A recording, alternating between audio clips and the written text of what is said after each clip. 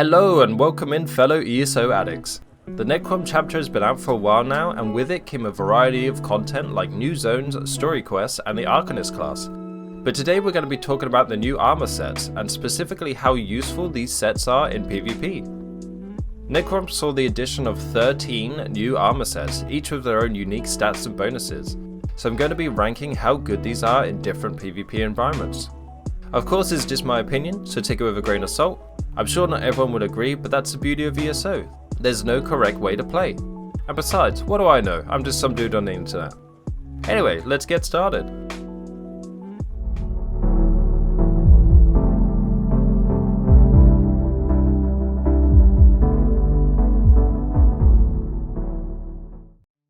Let's start with the Overland sets, and we have the light armor set, which is Vivek's Duality. This set gives you maximum magicka, max stamina, max magicka again, and the 5-piece is after staying on one bar for 15 seconds, you gain magicka and stamina when bar swapping. Straight off the bat, I would say you're not going to get much use out of this in PvP environments. PvP involves a lot of reacting and using skills in different situations. Therefore, if you need to use a skill on your back bar, but you can't because you're waiting 15 seconds so you can get resources back, then you're going to be a sitting duck.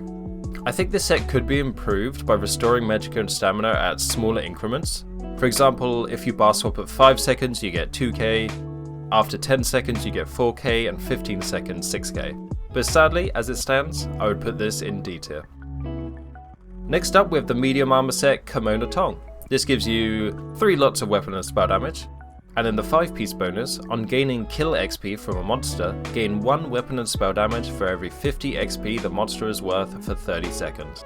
This bonus can stack up to a maximum of 540 weapon and spell damage, and is not affected by XP boosting effects. I think we all know where this one's going. Fantastic set for leveling up characters, but you never consistently kill monsters in PvP, which means no extra damage, which means you can't get any use out of this set. Again, this is sadly another one for D tier, so we're not off to a good start. Nothing much more to say about this one really. Lastly, for the Overland sets is the heavy set Adamant Lurker. This gives you health recovery, max health, health recovery, and the 5-piece bonus is a huge amount of health recovery while you are standing still. Now thanks to Battle Spirit, which is active at all times when in PvP environments, your health recovery is reduced by 50%. That means you'll only be getting half the benefit from this set, and wearing a 5-piece set for only 750 recovery is just a waste. And there are much better options for you. Not to mention that the Vampire Curse can be helpful for a lot of PvP builds, and that reduces your health recovery even more. So this is going straight into D tier for me. We're starting to see a pattern here. So that's it for the Overland sets, so let's look into the crafted options. Of course, being crafted sets, they get the benefit of being in any weight you need, so keep that in mind as it's a point in their favour. First up we have Shattered Fate. This gives you a 5-piece bonus of a huge amount of offensive penetration, a 10-piece bonus of a huge amount of weapon and spell damage, and a 12-piece bonus of a lot of crit chance. Now this is much better than what we've seen so far. This is a nice easy set that can boost your damage output by a huge amount. Almost 8,000 penetration for 5 pieces is gigantic. That's over double what you would get from similar sets like Spriggans. And over 600 weapon and spell damage is another huge bonus, equivalent to what you would get from sets like Clever Alchemist.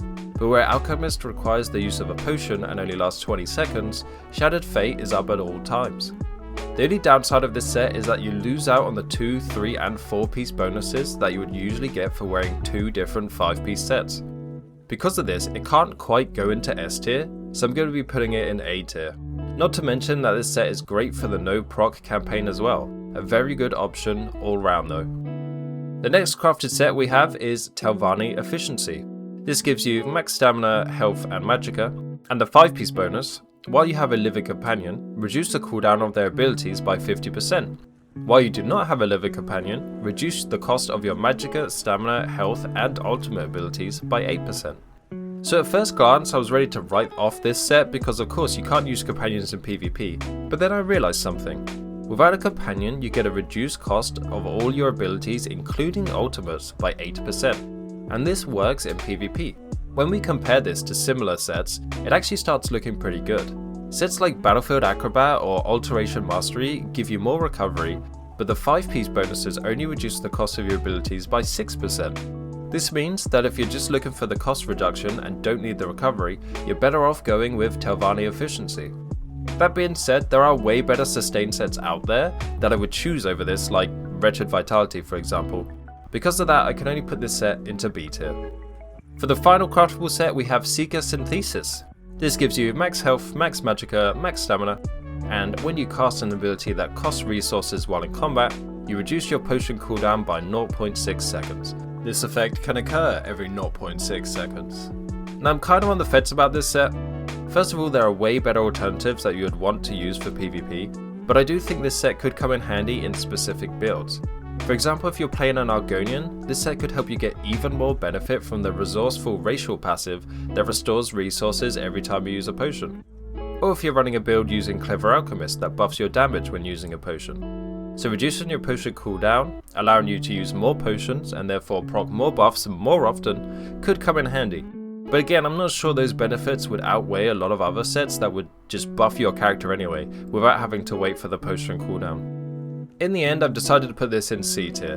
Not horrible, but you would really have to make your build around this set, giving you few other options. Now we're on to these trial sets. First up on the list is the Light Armour Peace and Serenity. This gives you crit chance, minus Slayer at all times, increasing your damage done to trial and arena monsters by 5%, extra weapon and spell damage, and the 5-piece bonus, while you are standing still, you gain weapon and spell damage, while you are moving, you gain magicka, stamina and health recovery, and the perfected version adds some more weapon and spell damage.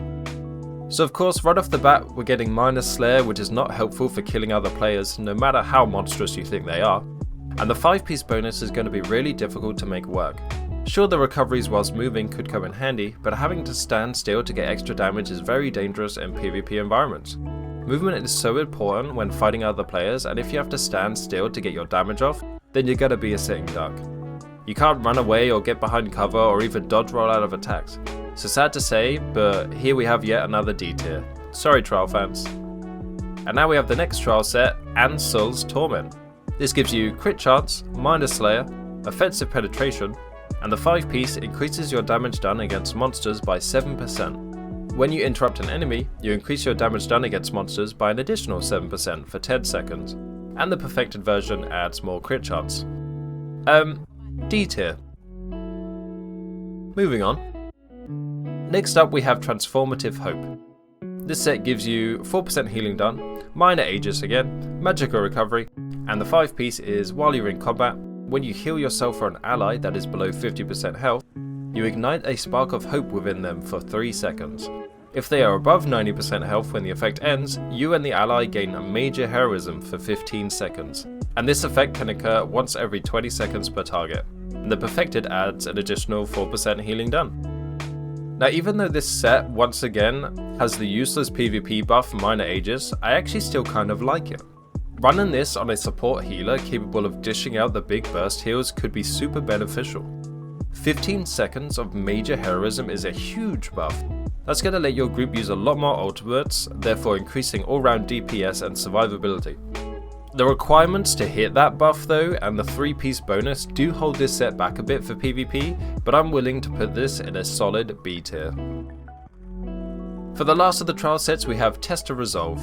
This gives you armor, minor Aegis, max health, and then when you take damage while under 50% health, your resolve is tested. If you are also below 50% stamina, you restore full health, magicka and stamina while also gaining major protection and major Aegis for 10 seconds. If you are above 50% stamina, you become a beacon of hope for 20 seconds, causing your major and minor buffs to also grant major Aegis for 10 seconds. This effect can occur once every 45 seconds, and the perfected adds a little bit more armor. Sadly, this is another set I can't recommend for PvP.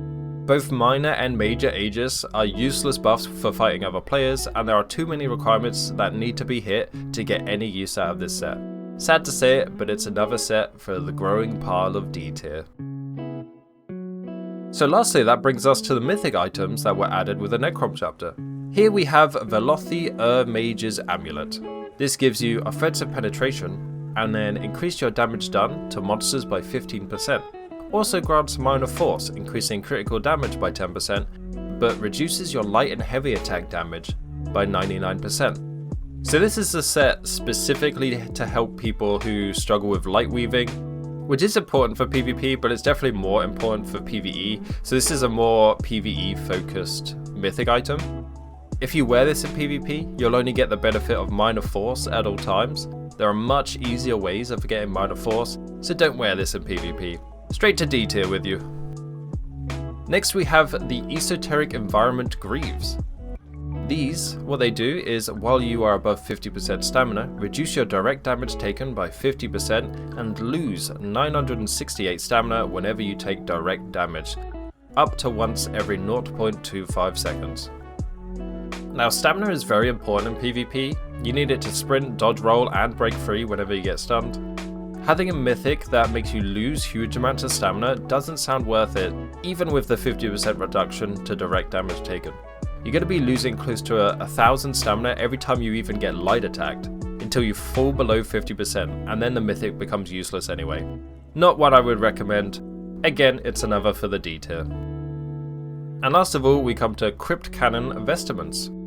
What this does is you can no longer cast ultimate abilities. Instead, casting an ultimate ability transfers your ultimate resource to your living group members, divided equally among them. And you also gain minor heroism at all times, giving you more ultimate.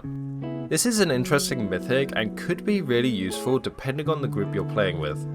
If you want to play a full support build, you could potentially run this and help generate ultimate for your allies.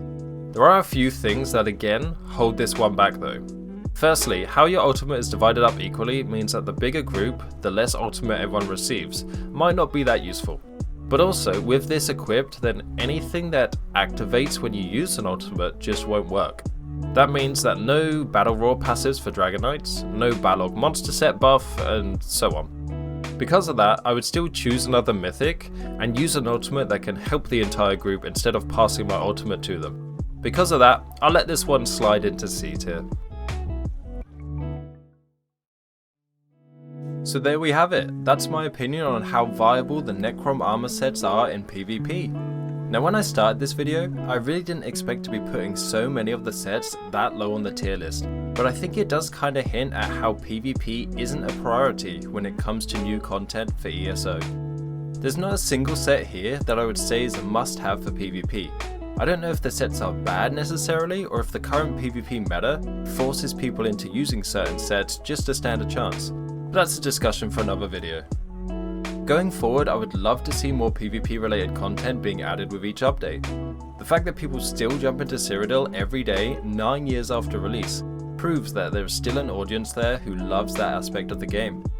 PvPers still have a good time, even if we are a bit starved for content. But thank you everyone so much for watching. Don't forget to leave a like if you enjoyed the video, and let me know what you think of some of the sets in the comments below. Thank you again everyone, have a great day, and I'll see you in the next one.